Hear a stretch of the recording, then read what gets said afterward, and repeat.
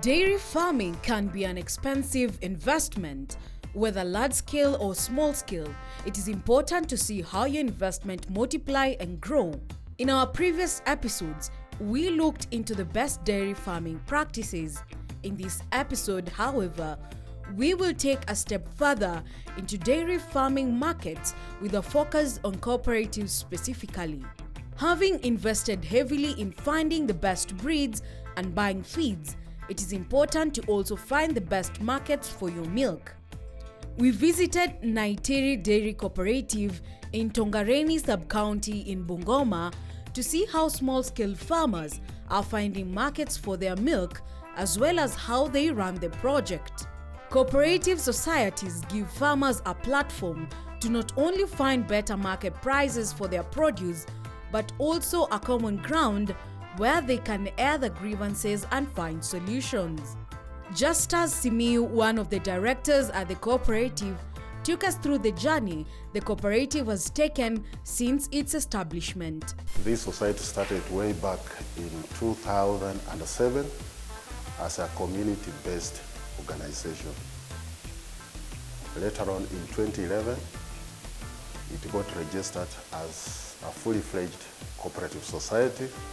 Naitiri Dairy Cooperative Society was founded in 2007 with the aim of providing economic empowerment to small-scale dairy farmers from the region and in the long run end poverty. Tongareni is the leading milk production zone in Bungoma County, much as many farmers in the region still keep traditional breeds. The people who started this society had in their mind that dairy seems to promise the people of Tongareni a future in terms of their economic empowerment. Dairy in Tongareni, if you compare with other parts of this county of Bungoma, Tongareni seems to lead. Although most of the dairy activities here are subsistence, farmers still keep the traditional animals whose production is very low, but the cost of producing milk is very high. Slowly people are picking up. We have a few farmers who have improved dairy herds. The cooperative collects up to 3,000 liters of milk during the high season. Once collected, the milk goes through a quality control measure they have in place. This ensures the milk they have is not adulterated and also ensure they receive the same quality from the farmers. The milk is then chilled in a cooler before it is sold to the local markets or transported to the market. Chilling helps to slow down the bacterial activity, hence the milk can stay fresh for longer. Chilling is, however, different from processing as the milk remains raw. Once the milk comes here, it is tested, we do bulking, and then chill. To chill is to cool it, reduce the temperature up to, and these are the structures we have. We have that tank there. It is able to keep up to 5,000 liters of milk at any one time. So once the milk has been received, then it is taken to the market.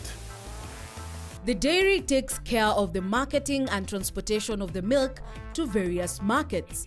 Most of the milk is sold locally in Bungoma, Kimilili, and Webuye. The surplus is then sold to processors based in neighboring Kitale. Now at times, if this local market cannot absorb, cannot take all the milk,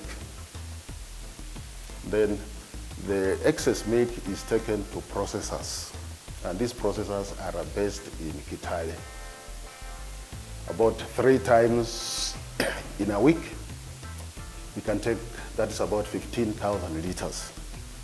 The cooperative is managed by directors who are representatives of the locations. The manager monitors the daily activities of the cooperative and maintains records which are audited by 3 representatives from the board. The Naitiri Dairy Cooperative Society has a board of directors. There are 12 in number. These directors are normally elected. They represent various areas the number of locations we have. There are 9 locations, but we have 3 directors who come specifically. They play supervisor role as they do the audit. They do audit, they carry out audit functions, like they supervise the 9 directors. Under the board of management, we have the people who do the day-to-day operations, carry out the day-to-day operations of this cooperative society. And we have the manager here. He has his team who support him to run on this society on the behalf of the board of management.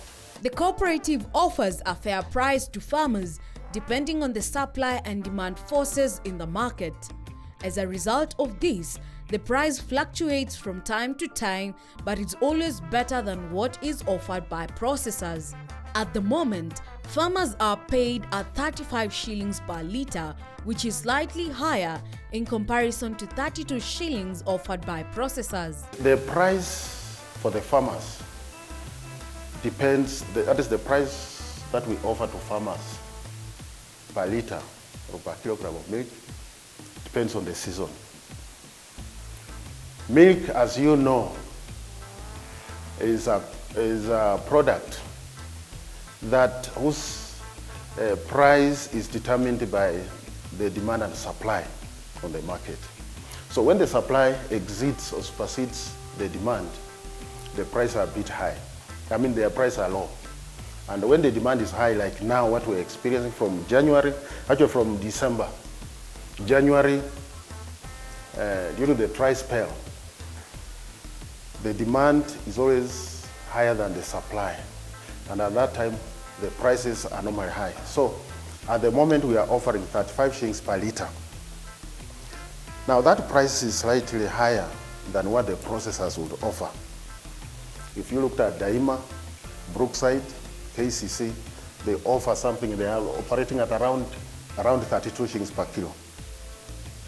We offer that price because of the demand. You know, Western does not have a lot of milk. So you find that most of the milk which is coming here also comes from North Rift. Much as the cooperative society strives to uplift the lives of dairy farmers, this comes with a number of challenges. To start with, the cooperative has since its establishment dealt in raw milk. This exposes them to unfair competition from hawkers who in most cases sell adulterated milk at the same price as the cooperative.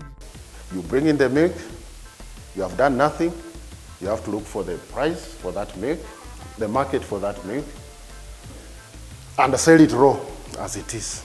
So you are not competitive. Given that we also have hawkers who are giving us stiff competition, their milk in most cases is adulterated.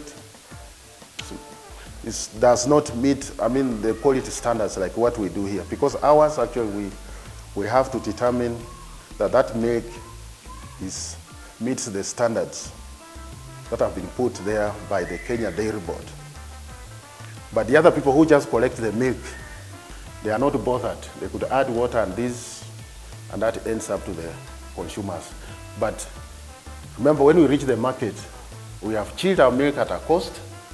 We have determined the quality, but when we take it to the market, we compete same price. We sell more or less the same price because we can't say ours is chilled, ours is high quality, and therefore we should sell at this price.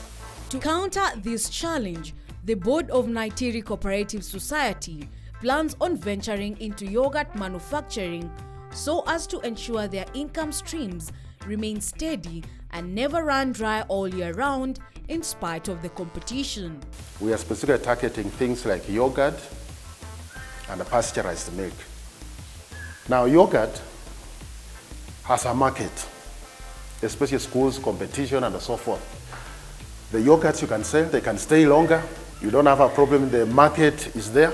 So if we go in for yogurt making, we are sure that that will sustain this business because the profit margin when you do processing is about, you are talking about in the range of about 200%. But when you are doing raw milk, the profit margin is about 27%. That is very small. Besides yogurt production, the cooperative also plans to venture into pasteurized milk. This also comes at a time when the Kenya Dairy Board presented a bill that seeks to stop milk traders from dwelling in raw milk. Pasteurizing their milk will ensure they meet the requirements of the Kenya Dairy Board if in case the bill is implemented. Now we plan to do packaging and also use the dispensers. What you see, we have 2 dispensers here. We have the other one and this one. Sometimes they call them the milk ATM, and you must have seen them.